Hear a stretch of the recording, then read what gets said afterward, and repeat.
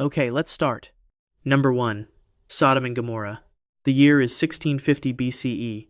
You are standing in a thriving Bronze Age city in the southern Jordan Valley, northeast of the Dead Sea. 8,000 people live here. The walls are thick, the granaries are full, and the trade routes connecting Egypt to Mesopotamia pass through your gates.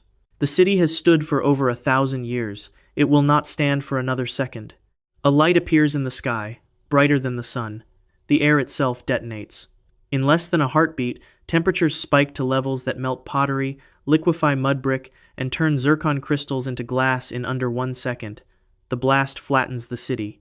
A destruction layer about 5 feet thick buries everything beneath shocked quartz, diamond-like carbon, soot, and concentrations of platinum and iridium that have no terrestrial explanation. There is no invading army. There is no earthquake. There is no volcanic eruption within 1,000 miles.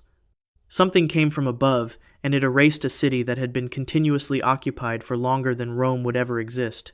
The surrounding valley, which had supported agriculture for millennia, was abandoned. Soil samples show that a layer of salt was deposited across the floodplain, rendering it unfarmable for centuries. The Dead Sea's north shore became exactly what its name implies. This is the site known today as Tal el-Hammam. In 2021, a team of 21 researchers from the United States, Canada, and the Czech Republic published a study in scientific reports arguing that the destruction was caused by a cosmic airburst, similar in scale to the 1908 Tunguska event in Siberia, where an explosion flattened 770 square miles of forest without leaving a crater. The evidence they found at the site was staggering. Zircon crystals in the glassy coatings on pottery had formed at temperatures approaching the surface of the sun. Melted platinum, iridium, nickel, gold, silver, and chromite were embedded in the destruction layer. The team spent 15 years analyzing the site before publishing. Now, this is where the story splits. The researchers pointed out that a catastrophe of this magnitude, a city obliterated by fire from the sky with no visible cause, would have generated an oral tradition. And they noted that one already exists. The book of Genesis describes the destruction of Sodom in almost exactly these terms: brimstone and fire from the Lord out of heaven, a city erased in a single day, the landscape left barren for generations afterward. Whether Tal el-Hammam is actually the biblical Sodom is actively debated among archaeologists, and the study itself was later retracted by Nature over methodology concerns. But here's the detail that everyone missed at the time. The retraction challenged the paper's analytical methods. It did not challenge the destruction layer itself. The shocked quartz is still there. The melted pottery is still there. The platinum spike, the diamond-like carbon, the zircon glass, all of it remains in the ground, exactly where the team found it. Something destroyed that city with enough force to melt stone, and the geological evidence for that event has not been disputed by anyone. The mainstream explanation is that the study overreached. The airburst hypothesis is plausible but unproven. The connection to Genesis is speculation layered on top of incomplete analysis. Fair enough. The paper was pulled, and the biblical connection remains exactly what the team called it: speculation. But the destruction layer is not speculation. It is physical evidence, sitting in the ground, waiting for a better explanation. And the question it leaves behind is uncomfortable. If a cosmic airburst did flatten a Bronze Age city in the Jordan Valley around 1650 BCE, and if the survivors or their descendants carried the memory of fire, falling from the sky and burning a city to nothing, and if that memory was passed down through generations until it became the story of divine punishment that opens the oldest religious tradition in the Western world, then what we are looking at is testimony. Distorted by time, filtered through theology, shaped by the needs of the culture that preserved it, but rooted in something real. Something that fell from the sky and ended a city in a flash. The people who lived through it, or heard about it from those who did, had one explanation. God was angry, and the ground beneath the Dead Sea has not yet proven them wrong. But Sodom was not the only city the gods swallowed whole. In 373 BCE, on the southern shore of the Gulf of Corinth, an entire Greek city angered Poseidon. This time, the weapon was the sea. Number 2. Helike. The year is 373 BCE. You are standing in one of the most prosperous cities on the Gulf of Corinth. Helike is a leading member of the Achaean League, a center of trade, and home to one of the most famous temples to Poseidon in the Greek world. Pilgrims come from across the Mediterranean to worship here. The bronze statue of Poseidon inside the temple is renowned. Sailors pray to it before crossing open water. The city has stood for centuries, and there is no reason to believe it will not stand for centuries more. Then the Ionians arrive with a request. They are founding new colonies across the Aegean, and they need a copy of Helike's famous Poseidon statue, or perhaps the statue itself, for a temple in their new settlement. The city refuses. Helike will not give up Poseidon's image. The Ionians leave empty-handed. That winter, the ground begins to shake. What comes next is the part that still doesn't make sense. The earthquake struck at night, when most of the population was indoors.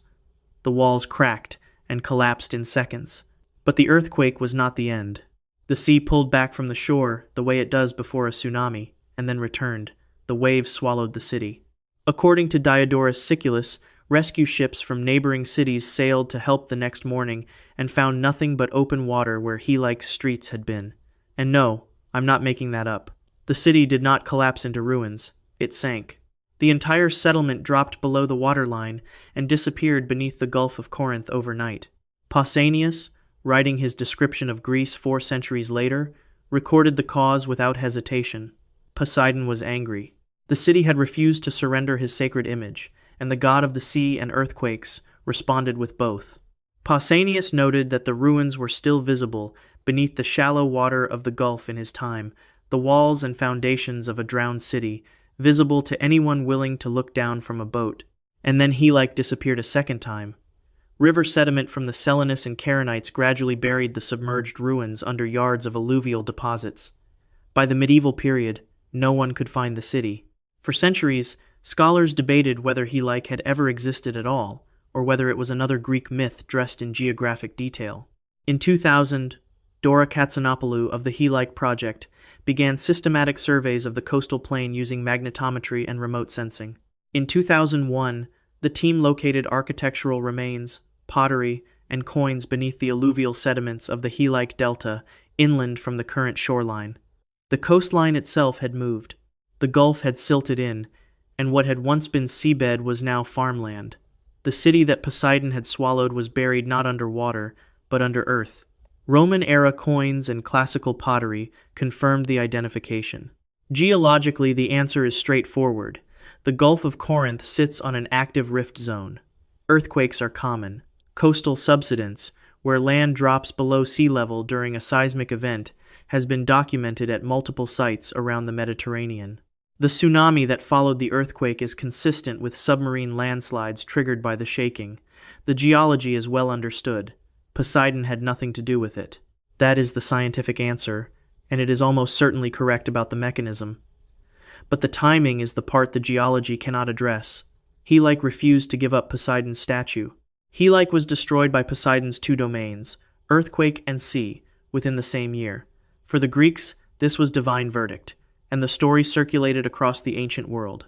Plato was 54 years old when Helike was destroyed.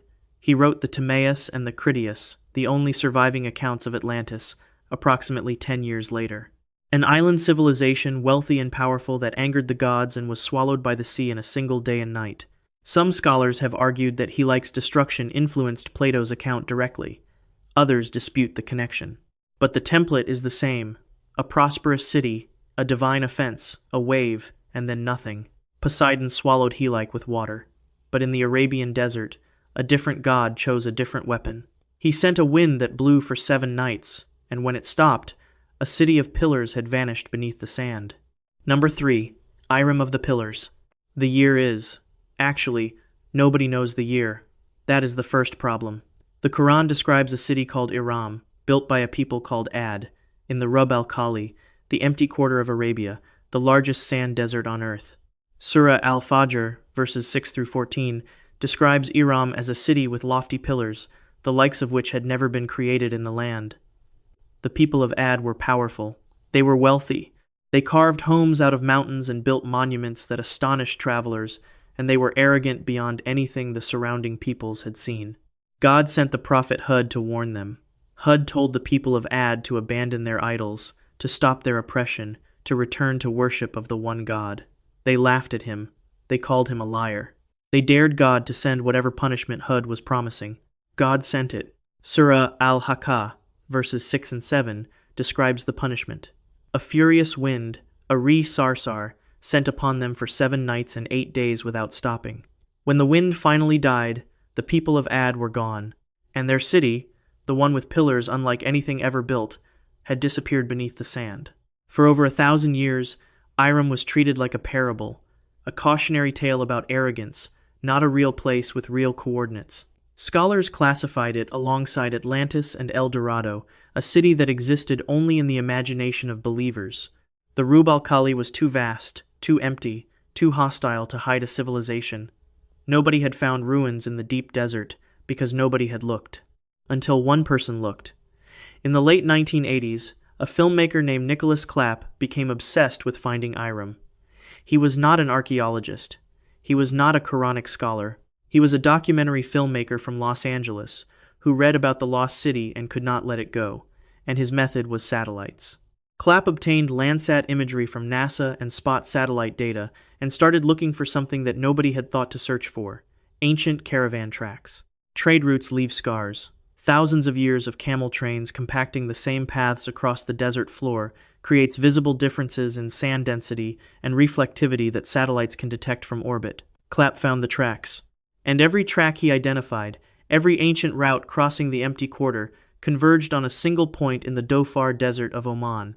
In 1992, Clapp led an expedition to the site. Sir Ranulph Fiennes, the British explorer, was part of the team. Juris Zarins of Missouri State University led the archaeological analysis.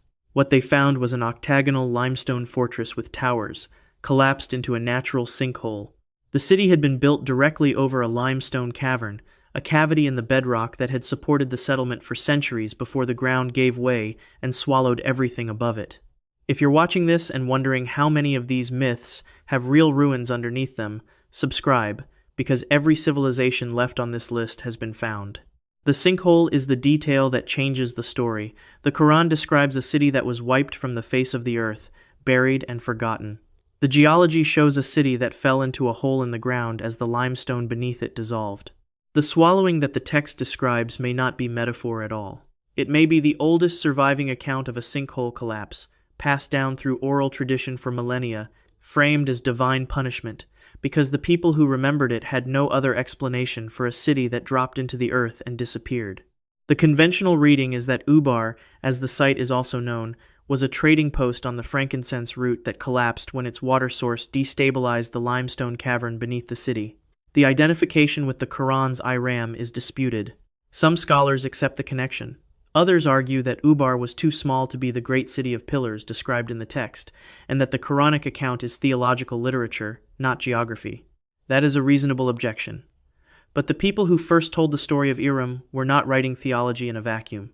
They were remembering something, a city that fell, a people who vanished, a wind that buried whatever was left. Whether the wind was literal or the embellishment of centuries of retelling, the hole in the ground is real. The fortress is real. The caravan tracks that every merchant in Arabia followed to that single point in the desert are real, and the city at the end of those tracks collapsed into the earth exactly the way the oldest accounts say it did. The people of Iram rejected a prophet and the desert swallowed them. But 1,000 miles north, a city made a different choice. A god demanded they free their slaves. The city council voted no. The god's response was fire. Number 4. Ebla. The year is approximately 2300 BCE. You are sitting in a palace in northern Syria, in a city that controls the trade routes between Mesopotamia and the Mediterranean. Ebla is wealthy. The granaries are full. The merchants bring tin, textiles, and silver through your gates. 20,000 cuneiform tablets record the city's laws, its trade agreements, its diplomatic correspondence with the great powers of the Bronze Age. The king, a man named Meki, is listening to a demand that has just arrived, not from a neighboring kingdom, not from an invading army, from a god. The storm god Teshub wants the enslaved people of Ekin-Kalis freed. This is where the story takes a turn nobody expected, because this is not a modern retelling. This is not someone projecting contemporary morality onto the ancient world. This is a 4,000-year-old text, written in Hurrian cuneiform with a Hittite translation, found in the ruins of Hattusha, the Hittite capital, in 1983. It is called The Song of Release. and it is the oldest known narrative in which a god demands the liberation of enslaved people. The text lays out the scene. Teshub, the Hurrian storm god, sends word to Ebla, "Free the people of Iconcalis." King Meki is willing. He hears the demand and he is prepared to comply. But the decision is not his alone. Ebla is governed by a council, an assembly of elders who hold veto power over the king's decisions. A man named Zazala leads the opposition. The assembly votes. The answer is no. This decision seemed small at the time. It wasn't. The Song of Release describes what happened next in terms that leave no ambiguity. Teshub destroyed the city. The storm god sent his punishment, and Ebla burned. You'd think someone would have said something. Nobody did. Now, the modern chapter of this story begins in 1964, when Paolo Mathiai of the University of Rome, La Sapienza, started excavating a hill called Tel Mardik in northern Syria. For 4 years, he dug without knowing what he had found. Then, in 1968, his team uncovered a statue bearing an inscription that identified the site. Tel Mardik was Ebla. The inscription was significant, but what came next was staggering. In 1974 and 1975, Mathia's team reached Palace G, the royal archive. Inside, they found over 20,000 cuneiform tablets, the largest single discovery of 3rd millennium tablets in archaeological history. The tablets were still sitting on the floor where they had fallen when the wooden shelves holding them burned. Fire had destroyed the palace, but it had also hardened the clay tablets, preserving them for 43 centuries. The same fire that destroyed Ebla saved its records. The city burned exactly the way the Song of Release says it did, and the 20,000 tablets that document the civilization's laws, trade, and diplomacy survived in the ashes of that fire because the heat baked them solid.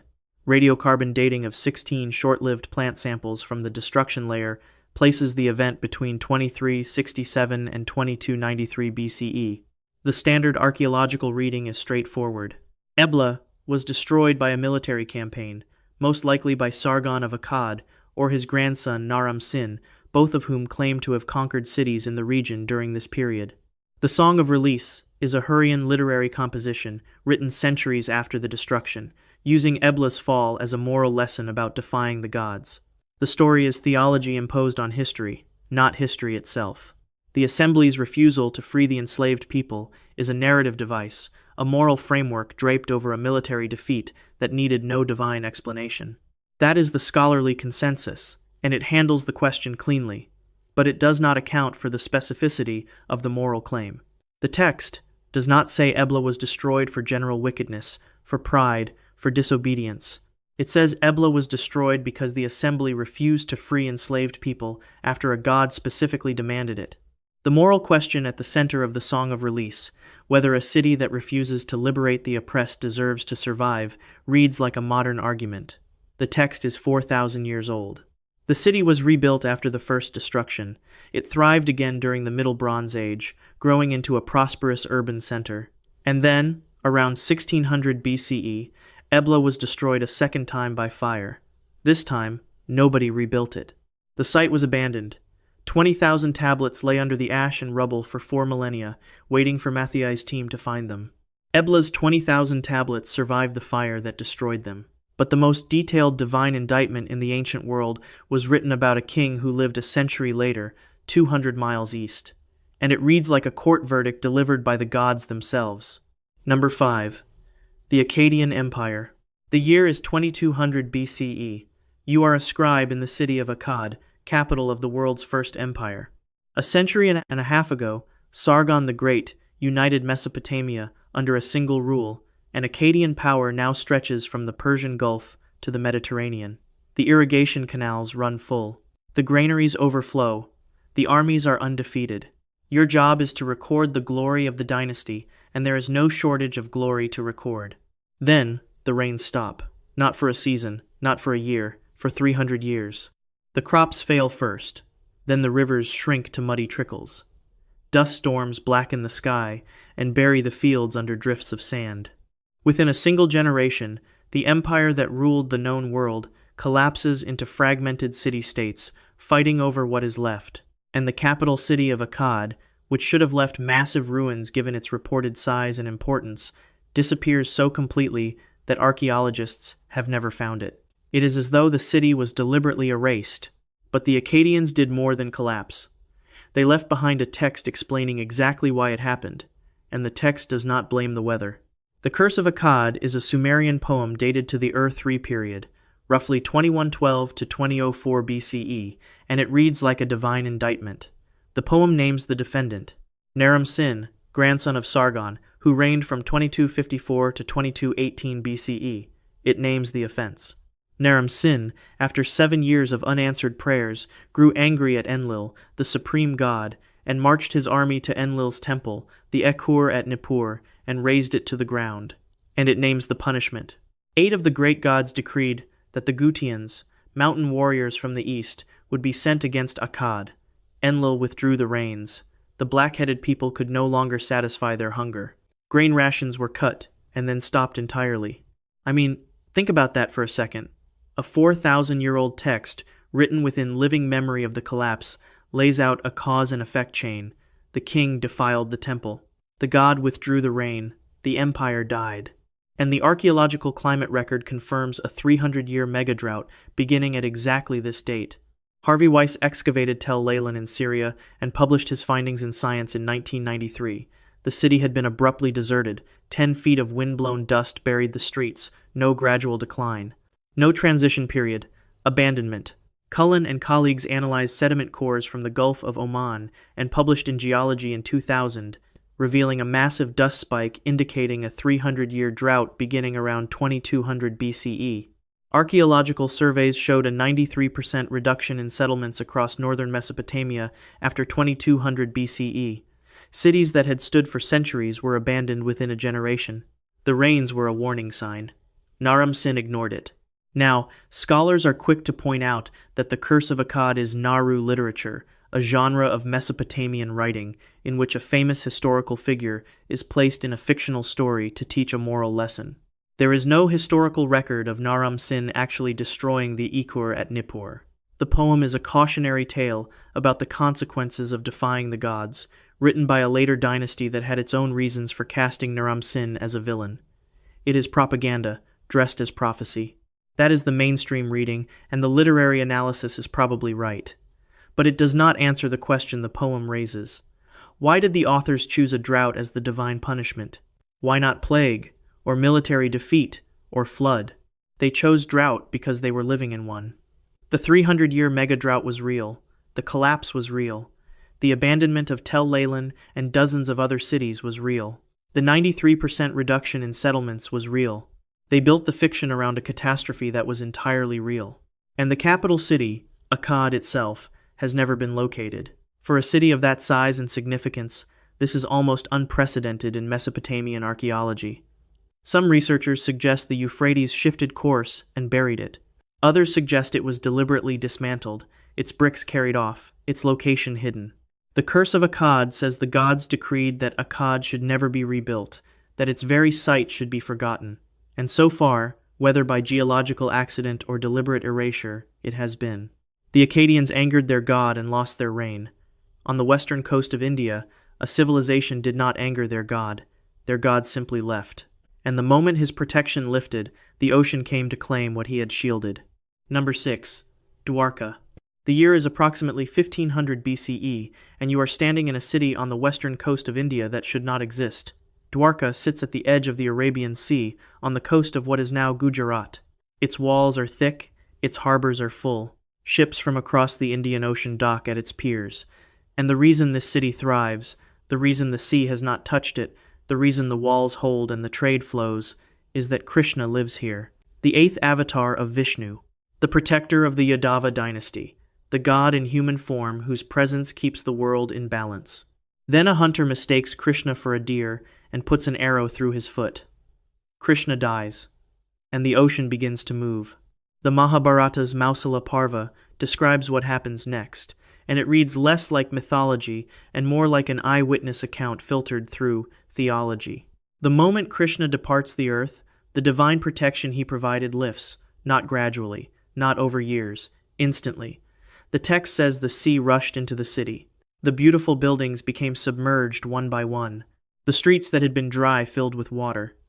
The people fled inland as the ocean claimed block after block of the city that a god had shielded. But the version you've heard?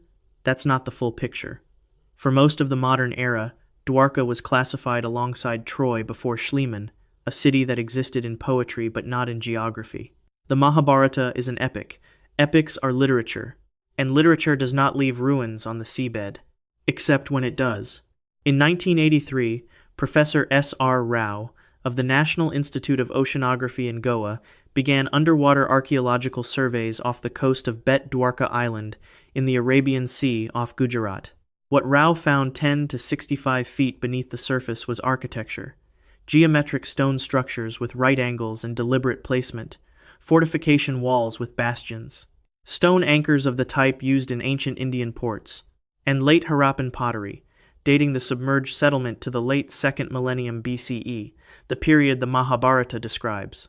Think about what that means. A religious text says a god protected a coastal city, and when the god left, the sea swallowed it. And 3,500 years later, divers find the walls of that city sitting on the ocean floor in exactly the location the text specified. The Archaeological Survey of India continued investigations at the site. The structures Rao documented are consistent with a port city of the late Bronze Age. The submergence itself is not geologically mysterious. Gujarat's coastline has shifted significantly over the past 3 millennia due to tectonic activity and sea level changes. A city built at the water's edge during the 2nd millennium BCE would now be underwater. The geology accounts for the submergence. What it does not account for is why the Mahabharata describes it so precisely. Now, here is where Dwarka breaks the pattern of every other entry on this list. In every previous case, the destruction was framed as punishment. Sodom sinned. He refused Poseidon. Iram rejected a prophet. Ebla refused to free slaves. The Akkadians desecrated a temple. In each case, the civilization committed a specific offense, and the gods struck in response. Dwarka breaks that pattern completely. The Mahabharata never describes divine anger toward the city. The god who protected Dwarka was simply gone. Krishna died, and with him, an entire era ended. The Yadava dynasty had already torn itself apart through internal warfare. Krishna's departure was the final withdrawal of the divine from a world that no longer deserved his presence. And without that presence, the natural forces that had always been held at bay, the rising sea, the shifting coast, the simple physics of water and stone, were free to do what they had always wanted to do. The theological framework is different, but the result is identical. A city that existed under divine protection was destroyed the moment that protection was removed. Whether the gods strike in anger or simply walk away, the outcome is the same. The walls come down, the water comes in, and the city is gone. Rao's team pulled late Harappan pottery from the seabed. The ASI documented walls and bastions beneath the waves. And the text that described the submergence, written centuries before anyone could confirm the city's existence, placed it in the right location, at the right depth, in the right historical period. Whether you call the Mahabharata history or mythology, it knew where to look. Dwarka's divine protector left without warning. But in the ancient Near East, God sent warning after warning. He named the sin. He named the punishment. He sent prophet after prophet. And the kingdom that heard it all still refused to listen. Number 7. The Kingdom of Israel. The year is approximately 760 BCE. A man named Amos walks into the marketplace at Bethel, in the northern kingdom of Israel. He is not a priest. He is not a court prophet. He is a shepherd and a tender of sycamore figs from Tekoa, a small town in the southern kingdom of Judah. He has no credentials, no appointment, and no invitation. He stands in the busiest market in the northern kingdom, and he delivers a message that nobody wants to hear. God is going to destroy this place. Amos is specific. He does not speak in vague warnings or mystic riddles. He names the offenses. The rich are selling the poor into slavery for the price of a pair of sandals. The courts are corrupt. The powerful trample the weak. The people are worshipping Baal and Asherah alongside Yahweh, hedging their theological bets by praying to every god available. And the consequence, according to Amos, will be equally specific. On the day I punish Israel for their sins, I will destroy the altars of Bethel. The Israelites' response was to throw Amos out. The priest Amaziah told him to go back to Judah and prophesy there. Amos left. The warning stayed. 20 years later, another prophet picked up where Amos stopped. Hosea was not an outsider. He was from the northern kingdom itself, and his message was, if anything, more blunt. Samaria shall bear her guilt, because she has rebelled against her God. Hosea described the northern kingdom as a faithless spouse, a people who had entered into a covenant with God and then broken it by worshipping other gods and practicing social injustice. The punishment, Hosea said, was already on its way. Assyria was the instrument God had chosen. And the timing of what happened next? Almost too perfect. In 722 BCE, the Assyrian Empire under Sargon II besieged the capital city of Samaria. The siege ended the northern kingdom of Israel permanently. Sargon, II's annals, carved into the walls of his palace at Khorsabad and now held in the British Museum, record the event in his own words. I besieged and conquered Samaria, led away as booty 27,290 inhabitants of it, 27,290 people, deported from their homeland and scattered across the Assyrian Empire. They became the 10 lost tribes of Israel, and they never came back. Not a remnant, not a fraction. The 10 northern tribes vanished from the historical record after the deportation. They were absorbed into the populations of Assyria's provinces, and their distinct identity ceased to exist. George Reisner of Harvard led excavations at the site of Samaria between 1908 and 1910. The joint expedition to Samaria continued the work from 1931 to 1935. Both campaigns confirmed destruction layers at Samaria dating to the Assyrian period. The walls that Sargon's armies breached are in the stratigraphy. The archaeological record matches both the biblical account and the Assyrian annals. If you're still watching, you already know this list isn't what you expected. Subscribe, because the last 3 civilizations were found in places nobody thought to look, and one of them is still emerging from the sea. So Israel's prophets named the punishment before it came. This is the only entry on this list where the destruction was prophesied in writing by named individuals, with the specific offense stated and the specific consequence described years before it happened. In every other case, the divine anger narrative was written after the event, an explanation imposed on a catastrophe that had already occurred. Amos and Hosea wrote their warnings before Sargon's army crossed the border, and the people who preserved those writings were the ones who took them seriously, the southern kingdom of Judah, which kept the texts of Amos and Hosea as proof that the prophets had been right. The Akkadians had the curse of Akkad written after the fall. The Sumerians imposed Teshub's anger on Ebla's ashes. The Quran described Iram's destruction centuries after the people of Ad were gone. But Amos and Hosea spoke before the end came, and the end came exactly as they described it. Whether you interpret that as prophecy fulfilled, or as the inevitable outcome of a political situation that any shrewd observer could have predicted, the documentary record is unlike anything else on this list. The warning was given, the warning was ignored, and the 10 tribes that ignored it vanished from history. But in southern Spain, a civilization vanished so completely that we don't even have their side of the story. No texts, no prophets, just burned temples and silence. Number 8. Tartessos, southern Spain, 6th century BCE. A temple burns. Not because an army has arrived, not because lightning struck the roof. The priests set the fire themselves. Every sacred object inside the building is smashed. Every offering is destroyed. The walls are scorched black. And when the fire has consumed everything it can reach, the building is sealed and buried under a mound of earth, as if someone wanted to make sure it was never found again. The people who built the temple walk away. They do not come back. This is the part of the Tartessian story that keeps archaeologists awake at night, because the burning was not an isolated event. Multiple Tartessian temple sites across southwestern Spain show the same pattern: ritual destruction, deliberate fire, burial under earth, and then silence. The people who performed these rites did not leave an explanation. They did not leave texts. They did not leave a successor civilization to carry the memory forward. They simply stopped existing. Tartessos was, by every surviving account, extraordinarily wealthy. The civilization occupied the Guadalquivir River Valley in what is now Andalusia. Herodotus, writing in the 5th century BCE, described a Tartessian king named Arganthonios who ruled for 80 years and offered Greek sailors enough silver to build city walls for their home city. The name Arganthonios comes from a root meaning silver. The kingdom sat on top of one of the richest mineral deposits in Europe, and they mined it aggressively. The Bible may have known them too. The ships of Tarshish appear in Ezekiel, Jonah, and Kings, described as vessels carrying gold, silver, ivory, and tin. Whether Tarshish is Tartessos is debated, but the geographic and economic profile matches. A wealthy maritime kingdom in the far west of the Mediterranean, famous for its metals, known to the civilizations of the Near East. But the strangest discovery came in 2023. Excavations at Casas del Turunhuelo in Badajoz, Spain, by the Institute of Archaeology of Merida, uncovered something that no one expected to find. Human face reliefs carved in fired clay. 5 of them, attached to the walls of a building that had been burned, sealed, and buried under an earthen mound in the 6th century BCE. They were the first known examples of Tartessian figurative art.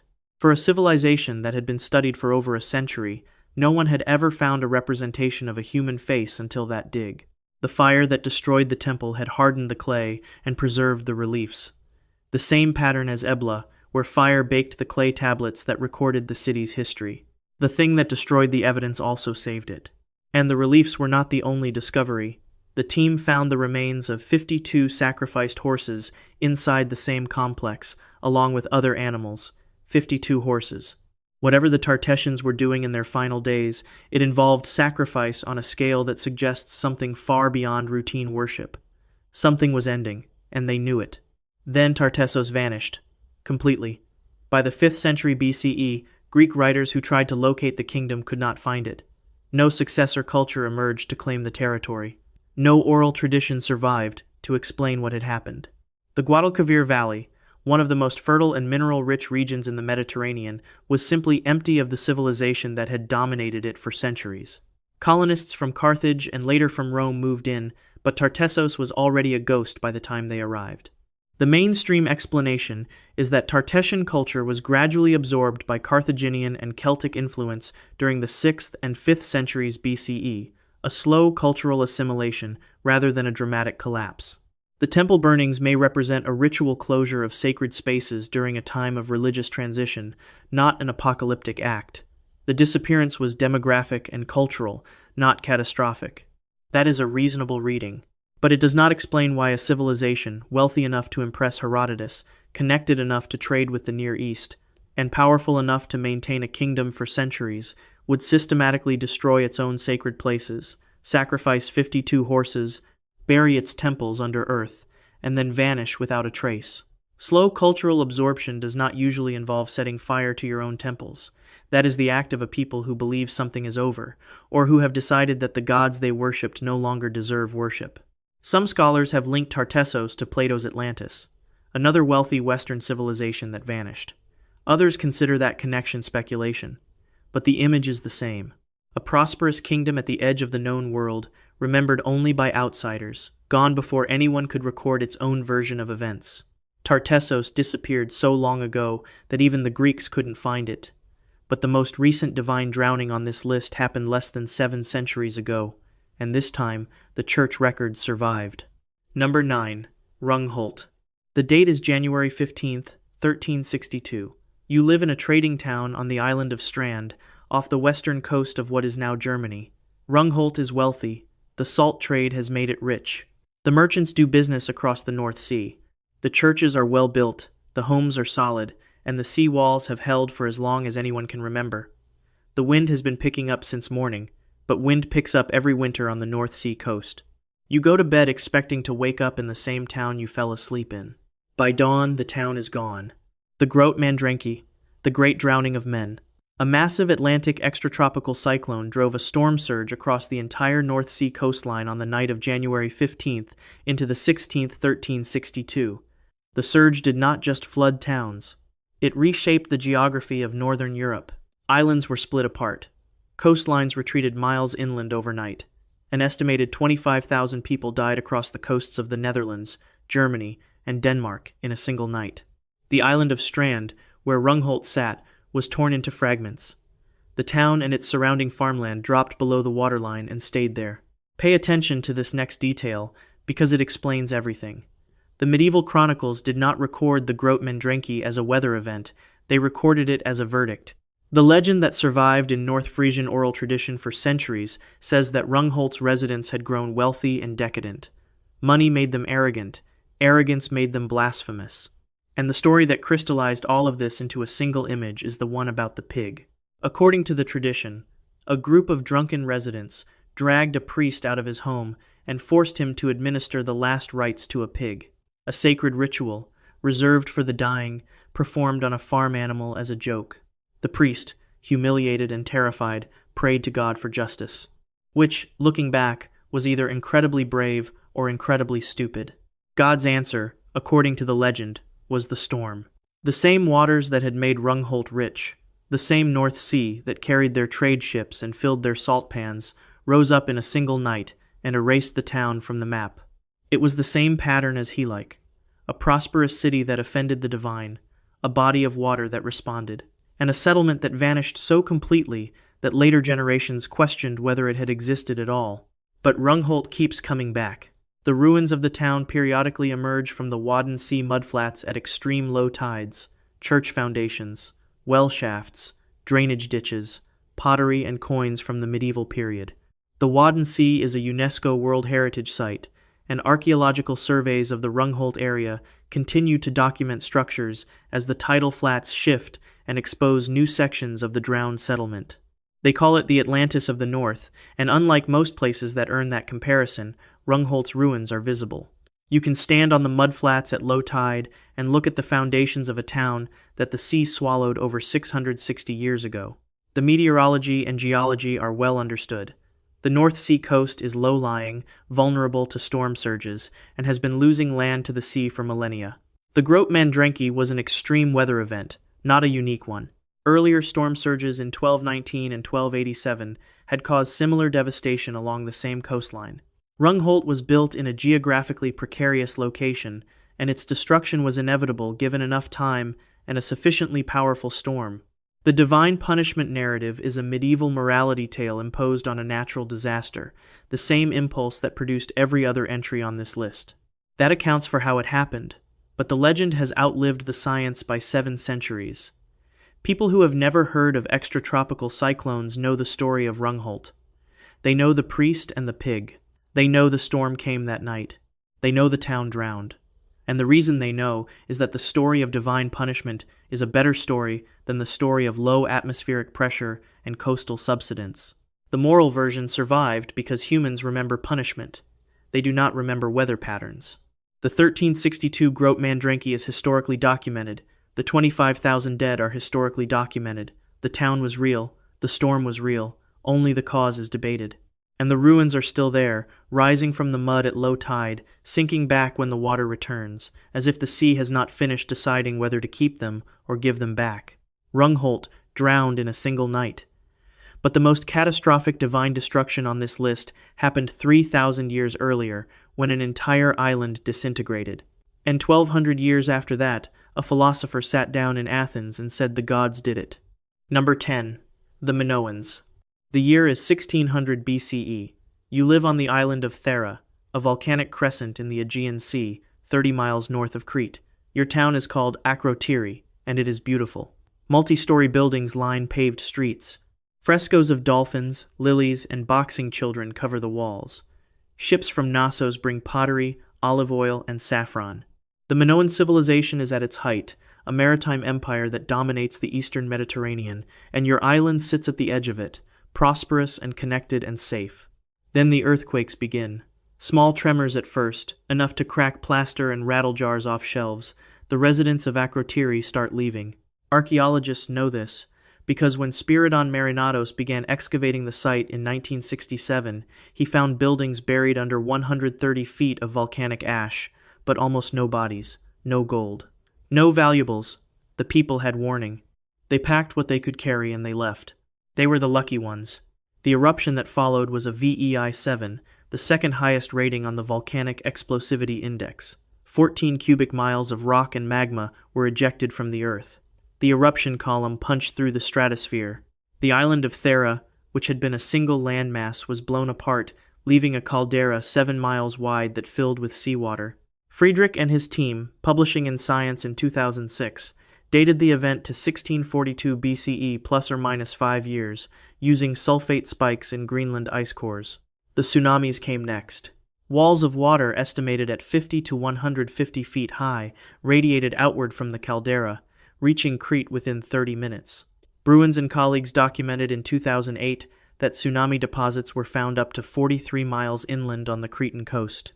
The Minoan palaces at Knossos, Phaistos, and Malea all show destruction layers dating to this period.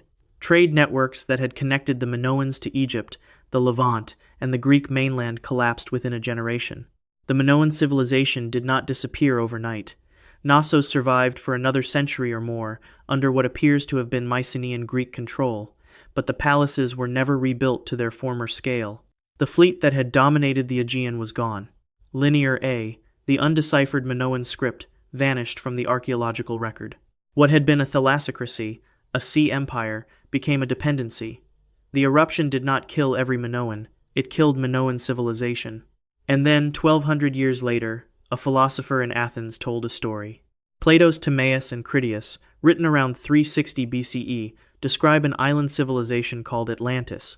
It was a maritime power with advanced architecture, concentric rings of water and land, a powerful navy, and enormous wealth.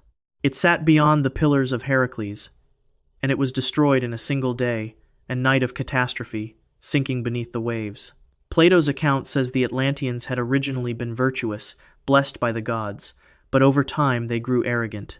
They lost their divine nature, and Zeus, seeing their corruption, gathered the other gods to pass judgment. The punishment was annihilation. Spiridon Marinatos first proposed the connection between Thera and the Atlantis legend in 1939. An island civilization, with advanced maritime culture, destroyed catastrophically, swallowed by the sea. The parallels are close enough that the Thera-Atlantis hypothesis remains one of the most discussed theories in classical archaeology. Scholars who reject the identification point out that Plato placed Atlantis in the Atlantic, not the Aegean, and that the Timaeus explicitly says the story was 9,000 years old, not 1,200.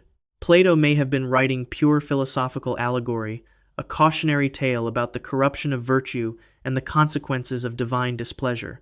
The Atlantis story may have nothing to do with Thera, but the structure of the narrative is identical to every other entry on this list. A prosperous civilization, a theological offense, a catastrophic destruction that the survivors, or the storytellers who came after, attributed to divine punishment. Whether Plato was remembering Thera or inventing a parable, he reached for the same explanation that the Sumerians used for Akkad, that the Quran used for Iram, that the prophets used for Israel. The gods were angry, the gods struck, and the world ended. The Minoans worshipped a bull deity and sea gods. When a volcanic eruption made their island vanish and sent walls of water across their sacred sea, there was only one interpretation available. The gods had turned. The contract was broken, and the civilization that had built frescoes of dolphins and lilies was buried under 130 feet of ash as completely as if the earth had swallowed it on purpose. The real question is not whether the gods destroyed these civilizations. It is why every civilization that collapsed left behind a story saying they did. 10 different peoples, 10 different gods, 10 different offenses, and every time the earth, the sky, or the sea answered. If you made it this far, you are not the kind of person who takes the official story at face value. Tell me in the comments, which of these 10 do you think the mainstream explanation gets wrong? Subscribe, because next time, we are going deeper.